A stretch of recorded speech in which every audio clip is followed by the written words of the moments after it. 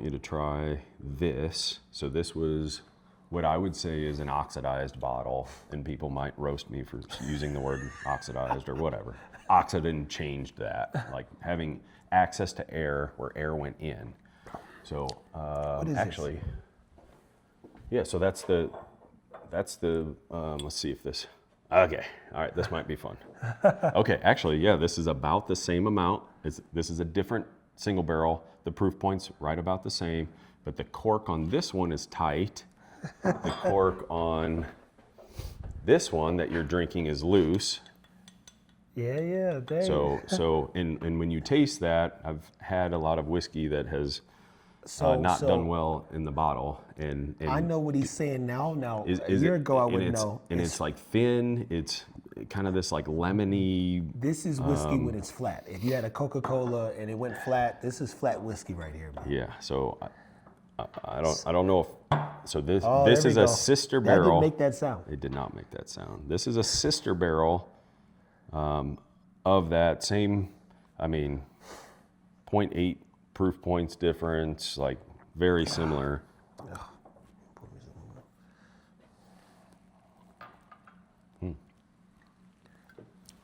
Different experience. Oh, the nose is different. Everything's different. Oh man, the finish, everything. So I would say that would still be a 110 proof. It hasn't lost, but maybe a proof point to evaporation. And what's where crazy the other is, one, I bet it would be low 100s. And I relevate these things to like seasoning. You add this. Like if you add paprika, you can't taste it for real, but it's there. But when you add pepper, you go, man, that's got some pepper in there. This has got the stuff that goes, okay, this is what gets you excited about older MGP. And how old is this? Well, the whiskey's 11 years old. Man, when was that released? 15 years ago, maybe? Something? Ooh. 10 years ago? I don't remember, but there were several brands that had older MGP that kind of flew under the radar, and they were releasing stuff that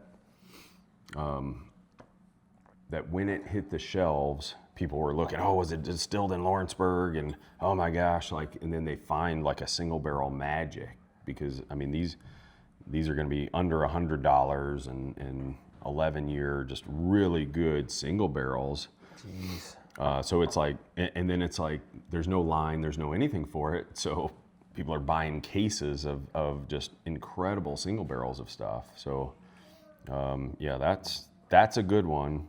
Here, my dad just came down. Dad, here. So we need to get you a different cork. If you ever see that, air's getting in and it ruined this bottle. Compared to this one where the cork's tight, this one's still very good. This one's not good. So if you ever see that, we gotta swap out the corks just to make it tight, or swap it into a different bottle. Yeah. Okay. Interesting. Now walk me through, I did a video, and you're here now so you can help, on reading labels, man. What actually has to go on a whiskey label, and what's important, what's not important on a whiskey label? Well, the majority of the words that you see on labels are not important. I mean, it's a lot of it. I mean, that's what you see. Ours are pretty simple. Yeah, we just want an identifier to show so people know what it is, and then we match that with a wax so that it's memorable in people's mind. Because I mean, even who was that? Jack was saying, "Hey, I got this one with like." It's like an oblong bottle, 375. It's like red and white and whatever. And I was like, but he couldn't remember the name, but he could remember the wax and the shape of the bottle. And then we determined it was Only in America was the name of it. And there was only 24 half bottles made. And I made those for veterans in 2021. It's a 9-year, because he's like, I can't find anything on this. I'm like, yeah, that was before we tracked the tasting notes and had, that was before we had anybody. But you also don't focus on all that information either. So what is it that makes, I guess, a whiskey nerd out? Because when they say, I'm like, I nerd out on all the stuff. Like, I need to know the cooperage. I need to know, the. This is crushable and 109. Yeah, at that time that's a 7-year 95.5 rye, Kelvin barrel. Toasted, level 3 char, like and we did that in 2022, and I remember all of that just because I geek out on the details, because I'm obviously trying to replicate or find more barrels as good as that. And the more information I can get and the more data I can collect, the better the probability is that I'll be able to find similar things. So I mean, you don't need the age statement of 11 years. You don't need the barrel number. You obviously need the ABV and the proof. You need, who the distillery is. Bottled by, distilled in Indiana. The government warning, that's an important one. You need that. So there's certain basic things that you need on the labels to get approved by the TTB and in our case the TABC, or whatever the state approval is, but the TTB is first. Well, again, some of the questions I have when we're putting this whole whiskey TPD together, I think more people have questions, and you said you built basically almost like a center for education for whiskey. I've now gone with you to a few places, and I feel like people like yourself who are connoisseurs of whiskey, you know more than the people who work there at times. Some of the people know a lot about what they do, but they can't speak to, hey, well, walk me through this bottle. Like, uh-oh. Well, a lot of people now, and I think it's a huge miss, that they're hired to do like one thing, and it's not to think on their own, and it's not to like, hey, do this one task, do it over and over, and don't mess up, but they're not hired to challenge things, and it's hard to get better as an organization if you don't have people that are willing to challenge the process. Like you hear all the time, oh, well, it's just always done this way. Now, that's a whole nother thing. So some of the stuff we'll get into, because I like the way that Tim thinks, especially about people asking what some would consider tough questions versus questions that consider the business, make you think about different ways to do better things. So as we wrap this one up, because I think he started with just teaching you about, hey, good, bad corks, basically. I think that's the title of this one. Good cork, bad cork. Yeah. It's an easy lesson. That's an easy lesson, man, and simply reading the label. I'm working on a small series, and I'm learning from him, and I'll go back and reiterate some things, but under this pretense, you'll see the stuff doubled up on quite a few pages. I didn't know, as now I've seen the world of whiskey, I feel like here and many other places, Jeff has so much whiskey that they moved out of his room. He sleeps upstairs. When I go back over there, him and his wife sleep in a room that's like, well, what's going on here? It's like, oh, this is where we like. It's just more comfortable. It's the nicest room in the house is just loaded with whiskey. Now, is it the nicest because it's loaded with whiskey? No. Oh. Because the good stuff is over there. I'm like, dude, what is going on here, man? His house reminds me of this. He's got stuff all over the place too, man. He's a memorabilia guy. And you know what? He can get them. He said, I want that third base. We don't sell third base. $1,000. You take it home with you, buddy. You leave with that third base right now. We won't ask anything else. Anything else you want them to know about labeling or even searching for whiskey inside of the store? Because to your point, hard to find good things. If you have distilleries that post the information on what it is, or like I was hoarding information from like when Smoke Wagon was releasing their 10 to 14 year MGP red wax stuff. They would put something as simple as the warehouse, warehouse and the floor it was on. So warehouse G floor 4, and then I would taste it and I would log all of that. Like anybody that would put out information, because it mattered to me if I'm starting this brand, like I don't have the luxury of just like, spending a bunch of money on barrels and having them show up and they're not good. Like I don't have that luxury, and MGP wouldn't let you come in and taste those barrels. I mean, you can get some samples of stuff, but like I had to increase my odds of being successful on the first barrels that showed up for the Blendery, and that was a huge deal for me and important to me. That hey, if I can't get great barrels, like I'm not going to do this. Like, it doesn't work. Like it literally doesn't work. Yeah, I'll hold off until I can get exceptional barrels to make this special. because I don't want to just get what everybody else has. That doesn't excite me, Hey. nor does it excite other people. Well, as he said, I think in another video too, people, you want to start strong. You definitely want to make sure that you know your product, have a perspective on your industry, what you're in. And then he already knew where areas were being, like parts of the community that were lacking or people were struggling. And you was able Or to. just something new, keep it fresh, keep people learning. If it's just the same basic stuff and the quality goes down and the price goes up and then it's not as fun. It's not as interesting. What is the one thing that you would want or you think everyone should know about whiskey from a learning standpoint too? Because when people come in, guys, I've captured a lot of videos and they go, wow, for one, Tim can convert you to a rye guy. You didn't know you like ryes or you hated heard that them. a lot yesterday. Yeah, man, I can't believe this was a rye. And I'm like this. I still don't know the difference because I've had good whiskey and great whiskey. And most of the whiskey is drinkable, so it's all good as far as I'm concerned. But if you was like, oh, rye's disgusting, it's got this pickle note to it, it's spicy, whatever the case may be. Yeah, if this is something that you want to get into, if whiskey's something you want to get into, don't always listen to other people. Find out for yourself.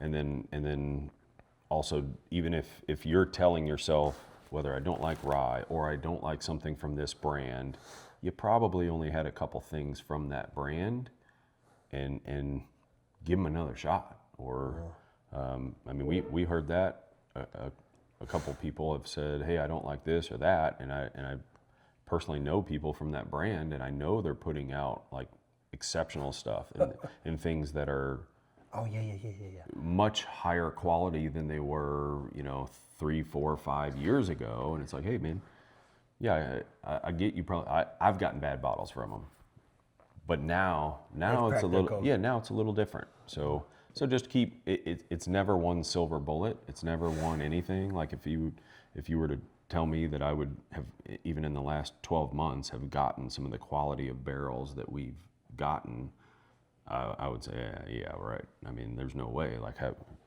how would I get that? And now it's like I think we're on the cutting edge of finding those things, and I'm using all of my information and data collection and all that stuff to find the best lots and to really find the gems, because there's millions of barrels out there, even millions of barrels for sale right now. So I'm laughing because every other post that exists is talking about how bad the alcohol and spirits world is doing collectively, but everything happens in trends and trades. And the Blendery, I mean, if I didn't know Tim, I would be apprehensive to get into anything like whiskey or... Even when it was good, I told you not to do it. Oh, yeah.